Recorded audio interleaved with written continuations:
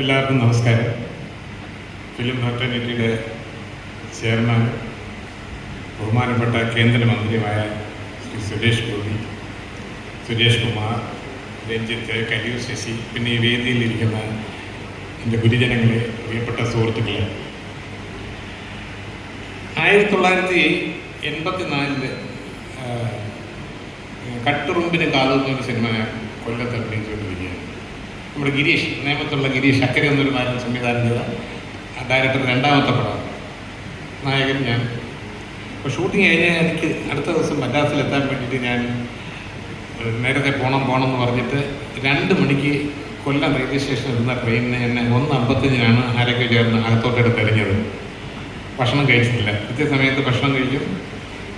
വിറയിലൊക്കെ ഉണ്ട് എനിക്ക്. മണി 2 ആയിട്ടുണ്ട്. അങ്ങനെ വണ്ടിയിൽ ഞാനിങ്ങനെ വെപ്രാളപ്പെട്ട് നടക്കുകയാണ്. എന്തെങ്കിലും കഴിക്കാനോ കുടിക്കാനോ കിട്ടിയിരുന്നെങ്കിൽ.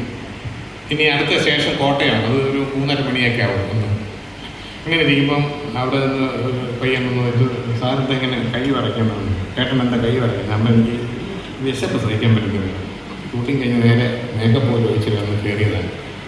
പിന്നെ ആ പയ്യൻ നടന്നു പോയിട്ട് പെട്ടിയിൽ നിന്ന് ഒരു പൊതി കൊണ്ടുവന്നു. ഞാൻ ചോദിച്ചെന്താണ്? ഇതെനിക്ക് എൻ്റെ അമ്മ രാത്രി കഴിക്കാനുള്ള ചപ്പാത്തി ബ്രെയിൻ ഫ്രൈ ആണ്. ചേട്ടൻ്റെ വിറയിൽ കണ്ടപ്പോൾ മനസ്സിലായി കഴിക്കണം എന്നാണ്. അതിനകത്ത് 4 ചപ്പാത്തിയും ബ്രെയിൻ ഫ്രൈ ഉണ്ടായിരുന്നു. ഞാൻ അത് ആർത്തിയോടെ ചെല്ലുന്നത് പയ്യൻ നോക്കിയിരുന്നു. 2 രാത്രിത്തേക്ക് ഇയാൾ വെച്ചില്ല. ഞാൻ മുഴുവൻ കഴിച്ചു. നല്ല ടേസ്റ്റായിരുന്നു. എല്ലാം കഴിഞ്ഞ് ഞാൻ ചോദിച്ചു, എവിടെ പോകുന്നു? ചെന്നൈക്കാണ്. എന്ത് പറ്റി? ഒരു സിനിമയുടെ കാര്യത്തിനായിട്ട് പോകണം. ഞാൻ എന്താണ് പേരാണ്? എൻ്റെ പേരാണ് സുരേഷ് ഗോപി. അങ്ങനെയാണ് ഞാൻ സുരേഷ് ഗോപിയെ പരിചയപ്പെടുന്നത്. ഇപ്പോൾ ഏതാണ്ട് 40 വർഷം ഞങ്ങൾ തമ്മിൽ സുഹൃത്ത് ബന്ധം ഇപ്പോഴും തുടരുന്നുണ്ട്. എല്ലാവർക്കും അറിയാം സുരേഷ് ഗോപിയുടെ എല്ലാ കാര്യങ്ങളും ചെയ്യുന്ന നല്ല കാര്യങ്ങളൊക്കെ. ഒരു പ്രാവശ്യം ഞങ്ങൾ ഒരു പ്രോഗ്രാമിന് ദുബായ് ഷോയ്ക്ക് പോകുമ്പോഴത്തേക്കും എവിടെ ഷോപ്പിംഗ് കഴിഞ്ഞ് വെളിയിൽ വന്നിട്ട് എൻ്റെ തന്നെ ഇത് കണ്ടു. ഞാൻ ചെയ്തെന്താണ്? ഇതാണ് സൂട്ട് മെറ്റീരിയൽ. ഞാൻ സൂട്ട് തയ്ക്കാൻ പോകണം. അതെ, അടുത്ത വർഷത്തെ നാഷണൽ അവാർഡ് പ്രഖ്യാപിക്കുമ്പോൾ ഞാനായിരിക്കും ബെസ്റ്റ് ആക്ടർ. പരമ അവാർഡ്, നാഷണൽ അവാർഡ് എനിക്കായിരിക്കും. ഞാൻ പറഞ്ഞാൽ അതിന് സ്ക്രീനിങ്ങിനൊരു വിളിച്ചിട്ടില്ല. അതിനുമുമ്പ് ഞാൻ നോക്കിയിട്ട് വരാൻ ചേട്ടാന്ന്. അടുത്ത വർഷം അവാർഡ് അനൗൺസ് ചെയ്തപ്പം കളിയാട്ടത്തിന് നാഷണൽ അവാർഡ് ബെസ്റ്റ് ആക്ടർ. അന്ന് എന്നെ കാണിച്ച തുണി സൂട്ട് തേപ്പിച്ച് പോയി ഡൽഹിയിൽ പോയി സാധനം വാങ്ങിച്ചിട്ട് കൊടുക്കും. അപ്പം ഒരു ദീർഘവീക്ഷണമുള്ള ആളാണ് സംഭവം.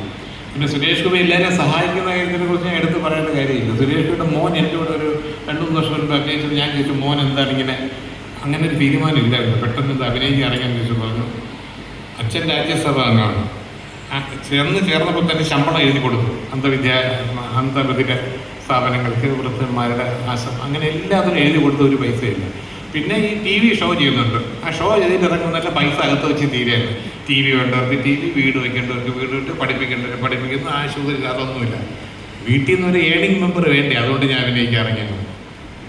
ഇപ്പോഴും ഞാൻ ഇറങ്ങിയിരിക്കുന്നത് കേന്ദ്രമന്ത്രിയായതിനു ശേഷം 1 രൂപ പോലും ശമ്പളം വാങ്ങിക്കുന്നില്ല എന്നാണ്.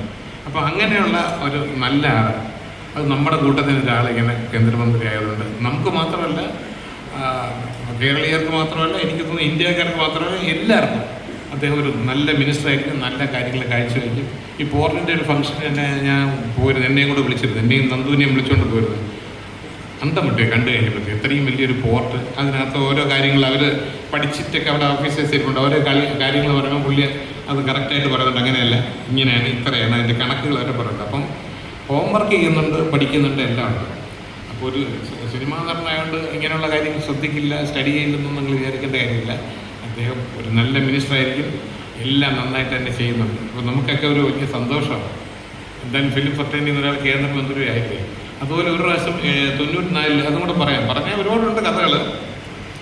94 എൻ്റെ അടുത്ത് പറഞ്ഞു, ഒരു പടം കഴിഞ്ഞിട്ടുണ്ടെന്ന്. എല്ലാവർക്കും സംഘടനയുണ്ട്, നമുക്കൊരു സംഘടന വേണം, അത് ഇനിഷ്യേറ്റീവ് എടുത്ത് ചെയ്യണം. ഇത് എൻ്റെ 25,000 രൂപ വന്നു. ദിനേഷ് കുമാർ ഒരു 10,000 രൂപ വന്നു. ഞാനും 10 രൂപ. അങ്ങനെയാണ് പഞ്ചായത്ത് ഹാളിലെ ട്രിവാൻഡ്രത്ത് ആദ്യമായിട്ട് അന്ന് 85 പേരോളം വന്നു. ഒരു മീറ്റിംഗ് വിളിച്ചു കൊടുന്നു. അങ്ങനെയാണ് അമ്മ എന്നുള്ള സംഘടന ഉണ്ടാകുന്നത്. അമ്മ എന്നുള്ള പേരിട്ടത് മനുഷ്യ മുരളിയാണ് അമ്മ എന്നുള്ള പേരിട്ട്. അപ്പോൾ ഞാൻ ആലോചിക്കണം, അമ്മയുടെ വൈസ് പ്രസിഡൻ്റായിരുന്നു സുരേഷ് ഗോപി. നമ്പർ 1 ആണ് അംഗത്തെ നമ്പർ. അദ്ദേഹം വൈസ് പ്രസിഡൻ്റായി, പിന്നെ രാജ്യസഭയായി, MP ആയി, കേന്ദ്രമന്ത്രിയായി. നമ്പർ 2 ദിനേഷ് കുമാർ 25 കൊല്ലമായിട്ട് MLA ആണ്, മന്ത്രിയായി. നമ്പർ 3 മണിയമ്പിള്ളരായിരുന്നു. ഇതൊരു കോർപ്പറേഷൻ കൗൺസിലർ പോലെയായിരുന്നു. ഇതൊക്കെയാണ് തലയിൽ വരയ്ക്കണം, വരച്ചാലേ പറ്റുള്ളൂ. ഇങ്ങനെയൊക്കെ നടക്കുള്ളൂ. അപ്പോൾ എന്തായാലും ഇന്നത്തെ ഈ വേദിയിൽ വന്ന് അദ്ദേഹത്തിനെ അനുമോദിക്കാൻ കിട്ടുന്ന ഓരോ മൊമെൻറ്റ്സും നമുക്ക് അഭിമാനമാണ്, സന്തോഷമുണ്ട്. ഈ പറഞ്ഞ മാതിരി ഗുരുവായൂരപ്പൻ്റെ അടുത്ത ആളാണ്. അദ്ദേഹത്തിന് എല്ലാ ദീർഘായുസ്സും ആരോഗ്യവും എല്ലാം വേണം. എല്ലാം കിട്ടാൻ വേണ്ടി നമ്മളെല്ലാവരും പ്രാർത്ഥിക്കും. ഞാൻ എന്തും പ്രാർത്ഥിക്കും. എല്ലാ നന്മകളും നേരുന്നു. Thank you.